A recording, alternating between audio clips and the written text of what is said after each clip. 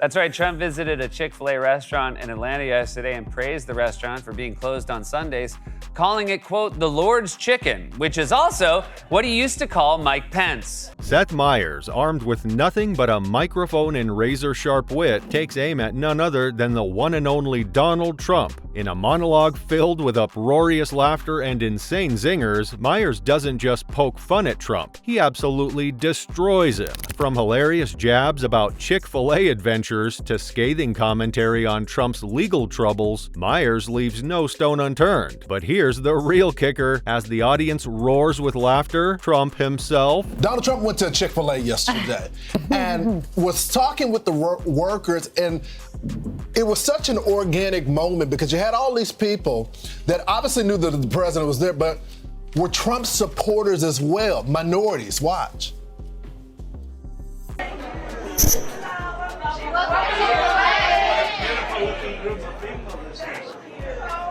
What good-looking people! Wow, that was worth it. And I love those. What you have here. Let me see. That's beautiful. Wow, it's art, right?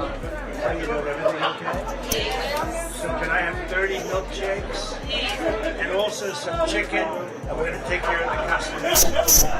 Is business good? Making a lot of money? Everyone getting rich, right?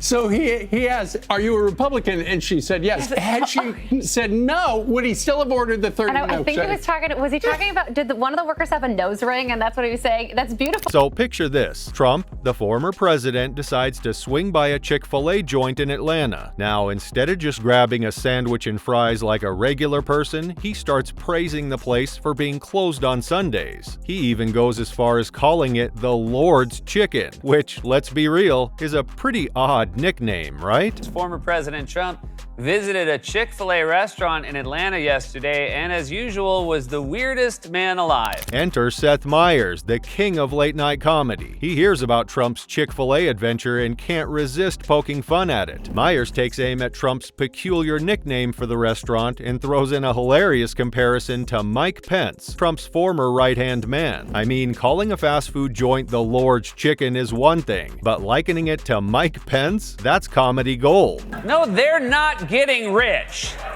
They're working for $7.25 an hour. Do you think they own the company? That's like visiting an Amazon warehouse and saying, Amazon, that's a big brand. Which yacht did you take to work today? Now, we all know Trump isn't one to let jokes slide, especially when they're aimed at him. So there's bound to be some sort of reaction from him. Whether it's a fiery tweet storm or a public statement defending his love for Chick-fil-A, you can bet Trump won't stay silent for long. It does feel like this trial will, in some ways, maybe be the trial of the 21st century. It's the only one that's going to probably go to trial for Trump before the election.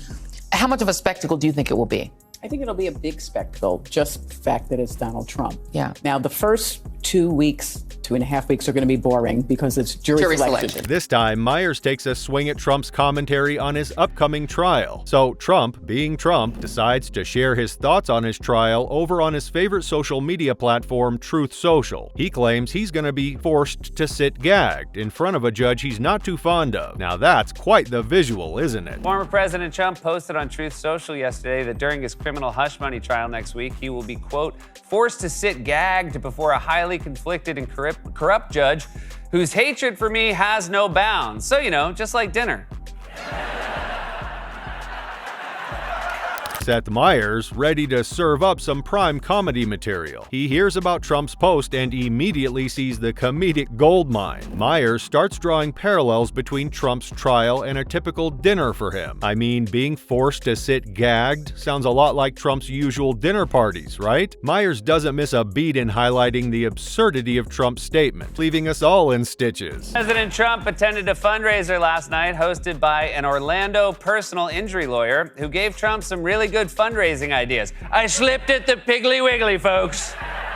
Let's check out another gem from Seth Meyers' monologue, where he takes a swing at Trump's attending a fundraiser hosted by a personal injury lawyer. Now, imagine Trump, the former president, hobnobbing at this fundraiser, rubbing shoulders with lawyers and donors. It's quite the scene, right? So, Meyers catches wind of this and can't resist turning it into comedy gold. He starts by poking fun at Trump getting fundraising ideas from a personal injury lawyer. I mean, can you picture Trump slipping at a grocery store and then turning it into a fundraising opportunity? It's a hilarious image that Meyers doesn't let slide. But the real kicker is when Meyers dives into mimicking Trump's speech pattern. He takes on Trump's iconic voice and mannerisms to mock the scenario, adding an extra layer of humor to the whole thing. It's classic Meyers, using his spot-on impersonation skills to drive home the absurdity of Trump's fundraising antics. And he doesn't just stop at Trump, he goes on. House Speaker Mike Johnson met one-on-one yesterday with Republican Representative Marjorie Taylor Greene for 70 minutes, and whatever you think of Johnson, that is a long time to be stuck in a conversation with someone who's into CrossFit. Now, if you're not familiar, Marjorie Taylor Greene is known for her controversial statements, so you can only imagine what a conversation with her might be like. So, Meyers catches wind of this lengthy meeting between Johnson and Greene and can't help but find the humor in it. The comedy here comes from the idea of enduring a conversation with someone as passionate and, let's face it, intense as Greene. I mean, she's known for her fiery rhetoric and unapologetic stances, so spending time with her must be quite the experience. Now, Meyers doesn't miss a beat in turning this situation into comedy gold. He dives right in and jokes about the challenges of spending time with someone who's into CrossFit. I mean, we all know those CrossFit enthusiasts can be pretty intense, right? So Meyers uses this as a humorous comparison to the endurance required to converse with Greene. The Alabama Secretary of State sent a letter to the Democratic Party this week warning that President Biden could be excluded from its ballot because the Democratic National Convention occurs after the filing deadline. Wow! There go Biden's chances of winning Alabama. Here's another laugh-out-loud moment from Seth Meyers' monologue, where he takes a jab at the Alabama Secretary of State's warning to the Democratic Party. So, picture this. The Secretary of State sends a letter to the Democrats, sounding all serious and official, right? But what's it about? Well, it's suggesting that Biden might not make it onto the ballot in Alabama because of some timing snafu. Talk about drama. Now, Meyers hears about this letter and can't resist turning it into comedy gold. He starts by ridiculing the Secretary of State's warning because, let's face it, it's pretty absurd to think that Biden's chances of winning Alabama hinge on some bureaucratic timing issue. I mean, we're talking about Alabama here, not exactly Biden's stronghold. But Meyers doesn't stop there. Oh no, he takes it a step further and delivers some satirical commentary on Biden's odds of winning Alabama. I mean, it's like he's saying, come on, let's be real here. It's classic Meyers, finding humor in the ridiculousness of politics. In a new profile in The Atlantic, a former Republican lawmaker claimed that Florida Congressman Matt Gaetz, quote, used to walk around the cloakroom showing people porno of him and his latest girlfriend. Gross. Who calls it porno?